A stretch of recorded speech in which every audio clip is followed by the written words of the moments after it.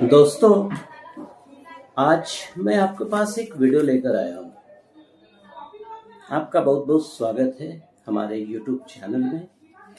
दोस्तों, ज्योतिष की जब बातें आती हैं तो उसमें बहुत सारी चीज़ें आती हैं, धर्म से रिलेटेड भी चीज़ें आती हैं। तो आज मैं एक छोटी सी चर्चा करूँगा।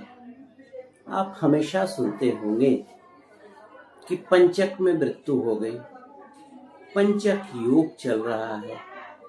तो ये पंचक होता क्या है, आज मैं उस पर चर्चा करूंगा आपसे। देखिए, होता क्या है कि हमारे भव चक्र में 5 नक्षत्र की जो श्रेणी होती है, जो काल की श्रेणी होती है, उसे ही हम लोग पंचक बोलते हैं। तो आगे मैं चर्चा करूंगा कि इस पंचक नक्षत्र में क्या क्या वर्जित है। तो सबसे पहले चर्चा करता हूं कि ये पंचक नक्षत्र होता क्या है या कौन से नक्षत्र पंचक नक्षत्र में आते हैं। तो देखिए, इसमें 5 नक्षत्र घनिष्ठा, शतभिषा, पूर्वा भाद्रपद, उत्तरा भाद्रपद और रेवती नक्षत्र जो हैं, ये पंचक नक्षत्र की श्रेणी में आते हैं। अब इसमें क्या होता है कि 4.5 नक्षत्र ही पंचक की श्रेणी में आते हैं। 4.5 नक्षत्र। अब देखिए, अंतिम के जो 5 नक्षत्र हमारे होते हैं, हमारे 27 नक्षत्र है ना, उसमें जो अंतिम के 5 नक्षत्र होते हैं वही पंचक नक्षत्र कहलाते हैं। और इन 4.5 नक्षत्रों में, कहने का मतलब एक नक्षत्र में 9 चरण होते हैं। तो 4.5 नक्षत्र जो हो गए, तो 4.5 नक्षत्र में एक जो नक्षत्र होगा वो 2 चरण का ही होगा। तो 18 चरण जो होते हैं कुंभ के, और 18 चरण मीन राशियों में होते हैं। और जब चंद्रमा कुंभ और मीन राशि में होता है तो वह समय पंचक नक्षत्र कहलाता है। क्लियर? अब आइए, होता क्या है कि पंचक नक्षत्र की गणना हम लोग करते कैसे हैं। देखिए, चंद्रमा जब घनिष्ठा के 3य चरण में प्रवेश करता है, क्योंकि एक नक्षत्र के 4 चरण होते हैं, प्रथम चरण, द्वितीय चरण। तो घनिष्ठा से ये शुरू होता है, घनिष्ठा के 3य चरण में प्रवेश करता है। उसके बाद घनिष्ठा के 2 चरण, शतभिषा नक्षत्र के 4 चरण, पूर्वा भाद्रपद के 4 चरण, उत्तरा भाद्रपद के 4 चरण और रेवती के 4 चरण।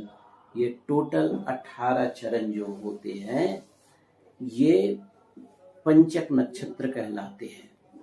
अब एक सवाल होता है कि एक पंचक का जो नक्षत्र है वो कितने दिन तक रहता है। इनफैक्ट पंचक का जो नक्षत्र रहता है, ये 4.5 नक्षत्र जो होते हैं 4.5 दिन तक रहते हैं।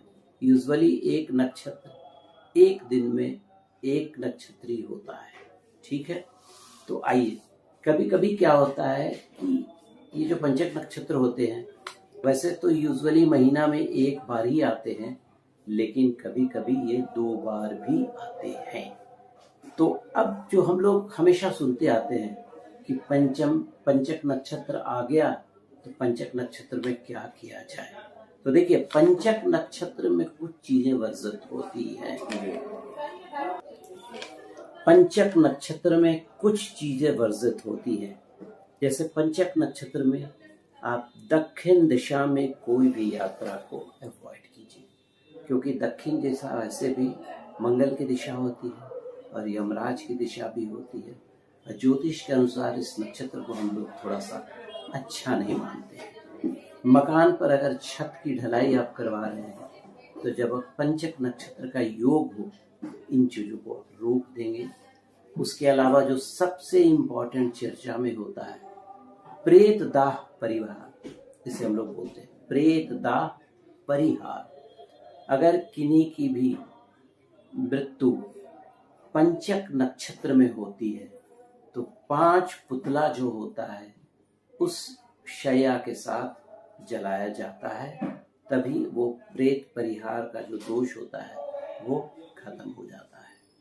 उसके अलावा लकड़ी का संचरण नहीं करना है उस समय, और खाट पलंग बनाना या बुनना बिल्कुल ही वर्जित है इस पंचक नक्षत्र में।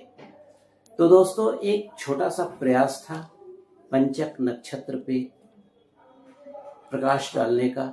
अगर मेरा वीडियो आपको अच्छा लगे तो लाइक कीजिएगा, सब्सक्राइब कीजिएगा और शेयर भी करना मत भूलिएगा। आगे फिर और कुछ वीडियो में आपसे मिलूंगा। नमस्कार।